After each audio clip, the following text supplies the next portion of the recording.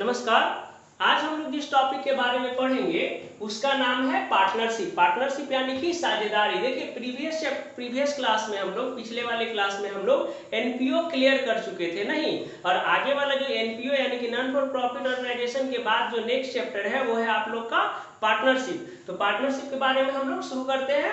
ठीक है, देखिए साझेदारी यानी कि पार्टनरशिप। तो सबसे पहले इसका डिफिनेशन क्लियर करते हैं, परिभाषा क्या होता है, व्हाट इज पार्टनरशिप होता है क्या, व्हाट इज पार्टनरशिप। तो देखिए साझेदारी को कहता है कि व्हेन टू और more than two person establish a business, है ना, and distribution profit, that is called partnership. ठीक है, क्या होता है पार्टनरशिप, व्हेन टू और more person started a business, ठीक है ना, and agree to distribution of profit is called partnership. इसको हिंदी में समझेंगे कि जब दो या दो से अधिक साझेदार यानी जब दो या दो से अधिक व्यक्ति किसी संस्था को, ठीक है ना, या किसी व्यवसाय को चलाने के लिए सहमत होते हैं और उसमें उत्पन्न प्रॉफिट को यानी कि लाभ को, ठीक है ना, आपस में बांटने के लिए सहमत होते हैं, तो इस कंडीशन को, इस स्थिति को क्या कहेंगे, साझेदारी कहेंगे। क्लियर हो गया, पार्टनरशिप कहेंगे।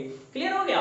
देखिए अलग अलग कंट्री का पार्टनरशिप एक्ट अलग अलग है। क्लियर हुआ, अलग अलग कंट्री का पार्टनरशिप एक्ट अलग अलग है, लेकिन इंडिया में हम लोग हैं तो इंडिया में पार्टनरशिप एक्ट चलता है 1932, इंडियन पार्टनरशिप एक्ट 1932। पार्टनरशिप का कोई भी अगर ये हो, ठीक है ना, इशू हो, तो उसको हम लोग इंडियन पार्टनरशिप एक्ट 1932 के अकॉर्डिंग ही क्या करेंगे, सॉल्व करेंगे। ठीक है ना।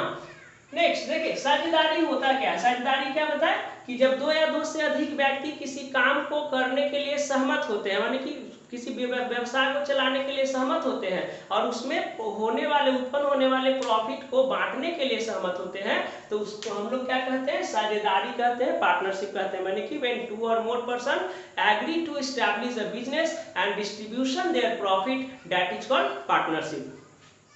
देखिए अब पार्टनरशिप, इंडियन पार्टनरशिप के अकॉर्डिंग क्या होता है कि व्हेन टू और more person establish a business, ठीक है ना, and distribution the profit and acting by one और ऑल ऑफ देम, यानी कि एक्टिंग इसमें ऐड हो जाता है क्या कि एक्टिंग बाय वन और ऑल ऑफ देम। कहने का मतलब कि इसमें पार्टनरशिप एक्ट में जितना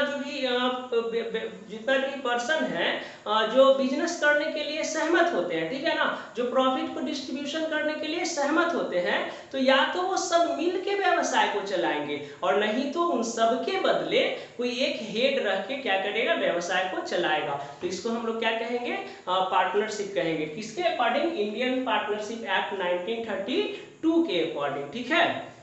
नेक्स्ट हम लोग अब इसका फीचर समझते हैं, फीचर्स की क्या इसका फीचर्स है, ठीक है ना। फीचर्स माने क्या होता है, विशेषता, कि इस पार्टनरशिप का फीचर्स क्या है, विशेषता क्या है। तो सबसे पहले कहता है कि टू और मोर देन टू पर्सन, ठीक है ना। देखिए इसमें हमेशा पार्टनरशिप होने के लिए, पार्टनर मतलब टू और more than two person, single person खुद का पार्टनर नहीं हो सकता है। अब हम कहेंगे कि निखिल कुमार, ठीक है ना, निखिल कुमार से क्या कर रहा है, पार्टनरशिप कर रहा है, तो ऐसा पॉसिबल है, सिंगल आदमी खुद का पार्टनर नहीं हो सकता है, ठीक है ना। इसीलिए पार्टनरशिप होने के लिए टू और मोर देन टू पर्सन होना चाहिए, मिनिमम टू और ज्यादा से ज्यादा, ठीक है ना, अपना होगा, ठीक है ना, 10 15 20 ऐसे। पब्लिक कंपनी में मे बी 200 रहता है, ठीक है। चलिए इसके बारे में, नंबर ऑफ पर्सन के बारे में बताएंगे, जब कंपनी पढ़ाएंगे ना तो उसमें नंबर एकदम क्लियर करवा देंगे, ठीक है। नेक्स्ट एग्रीमेंट और कॉन्ट्रैक्ट। देखिए एग्रीमेंट और कॉन्ट्रैक्ट दोनों क्या होता है, पहले तो ये हो गया पार्टनरशिप का फर्स्ट फीचर्स क्या होता है, टू और मोर देन टू पर्सन, की दो या दो से अधिक व्यक्ति होंगे किसी ऑर्गेनाइजेशन में, तभी वो पार्टनरशिप कहलाएगा।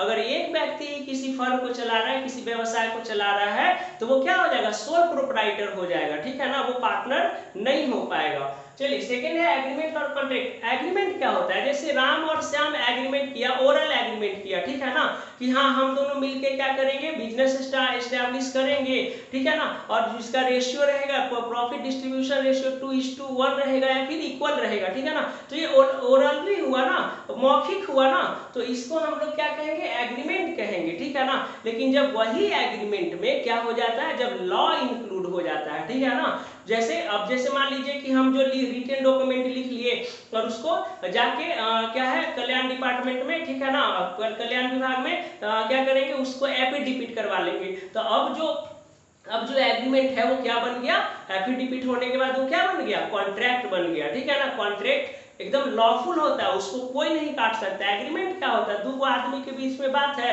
अब वो लीगल एफिडेविट है ये नहीं तो लीगल कहाँ से हुआ, ठीक है ना। इसलिए कोई भी अगर जो लॉफुल होता है, लॉफुल नेचर का कोई भी वर्क होता है उसमें एफिडेविट जरूरी होता है, ठीक है ना। तो सेकंड क्या बताया, एग्रीमेंट या कॉन्ट्रैक्ट होना चाहिए। बाद में पार्टनर फ्रॉड करेगा तो आप क्या दिखाइएगा, आपके पास क्या सबूत रहेगा, ठीक है। वो खाली पन्ना वाला चिट्ठा वाला थोड़ी ना उसको सबूत माना जाएगा। आप कोई भी जब बिजनेस करता है ना, या कोई भी किसी से उधार लेता है, किसी को उधार देता है, तो एक एफिडेविट बनता है, ठीक है ना। वो क्या हो गया एकदम, मतलब वो क्या हो, एक बॉन्ड हो गया, ठीक है ना, कि अब तुम हमसे फ्रॉड नहीं कर सकता। अगर फ्रॉड करेगा तो उसका क्या करेगा, उसके बेसिस पे हम उस पर केस फाइल करेंगे, ठीक है। तो ये हो गया एग्रीमेंट या कॉन्ट्रैक्ट। सेकेंड है बिजनेस क्या होना चाहिए, लॉफुल होना चाहिए। लॉफुल मतलब वैधानिक होना चाहिए, ठीक है ना। मतलब कि वैसा बिजनेस नहीं होना चाहिए जो गवर्नमेंट के द्वारा रिस्ट्रिक्टेड है। रिस्ट्रिक्टेड मतलब क्या होता है कि मतलब जिसपे प्रतिबंधित है, ठीक है ना। जैसे मान लीजिए कोई गोली बंदूक बनाने का बिजनेस कर रहा है जी, तो उसके लिए क्या करना पड़ेगा, गवर्नमेंट से परमिशन लेना पड़ेगा। गवर्नमेंट से परमिशन नहीं है तो वो जो बिजनेस क्या है, अनलॉफुल हो गया, ठीक है ना। यानी कि उस पर कभी भी सरकार का छापा मरा सकता है। जैसे देखते हैं कि दिवाली वगैरह में सरकार जो है पटाखा बेचने के लिए क्या करता है, मना करता है, लेकिन बहुत सारे होते हैं जो ब्लैक से बेचते हैं तो उस सब पे छापा मराता है ना। तो क्या होना चाहिए, ये लॉफुल बिजनेस मतलब वैधानिक व्यवसाय होना चाहिए, जो इंडियन पैनल कोड के अकॉर्डिंग होना चाहिए। उस इंडियन पैनल कोड अगर जिसके बारे में नहीं आपको अलाउ कर रहा है वैसा बिजनेस नहीं करना चाहिए। क्लियर हो रहा है। Next, profit distributing ratio. जैसे मान लीजिए बिजनेस में 2 और मोर पर्सन है, जैसे मिस्टर ए, बी और सी, 3 पार्टनर है। तो 3 पार्टनर में जो प्रॉफिट होगा ऑर्गेनाइजेशन का, ठीक है ना, ऑर्गेनाइजेशन का जैसे प्रॉफिट हो गया 1 लाख रुपीज, ठीक है ना। 1 लाख रुपीज क्या हुआ, इसका प्रॉफिट हुआ। तो अब इसको कैसे डिस्ट्रीब्यूट करेगा, तो या तो इसका रेशियो क्या होगा, इक्वली रहेगा, तीनों इक्वल डिस्ट्रीब्यूट करेगा तो इक्वल रहेगा, तो हो जाएगा 1:1:1 हो जाएगा। नहीं तो फिर क्या हो जाएगा, 3:2:1 रहेगा। यानी कि प्रॉफिट को बंटवारा करने के लिए कोई अनुपात में वो लोग बंटवारा करेगा। कोई प्रॉफिट को डिस्ट्रीब्यूट करने के लिए, बंटवारा करने के लिए क्या रहेगा, कुछ रेशियो रहेगा, ठीक है ना। ऐसे नहीं तो ना, जब अगर मान लीजिए कि मेंशन नहीं है, ठीक है ना, पार्टनरशिप डीड में अगर मेंशन नहीं है ये रेशियो, तो हम लोग क्या करेंगे, इक्वली बांटेंगे। इस पार्टनरशिप डीड हम लोग नेक्स्ट क्लास में पढ़ेंगे, ठीक है। नेक्स्ट, एक्टिंग बाय ऑल और वन ऑफ देम। ये तो हम इसी में 1932 के में ही बता दिए, इसका डेफिनेशन दिए थे, तो कि बिजनेस को, ठीक है ना, सभी मेंबर मिल के चलाएगा। यानी कि एक्टिंग बाय ऑल, या तो सब मिल के चलाएगा, और नहीं तो वन ऑफ देम, उसमें से क्या करेगा, कोई एक चलाएगा। तो इसको हम लोग क्या कहते हैं, एक्टिंग बाय ऑल और वन ऑफ देम, यानी एक या मतलब या सब मिलकर या उन सब में से कोई एक भी व्यवसाय को चलाएगा। तो इसको ये हो गया फीचर्स नंबर 5 हो गया। क्लियर हो रहा है। चलिए next, no separate legal entity.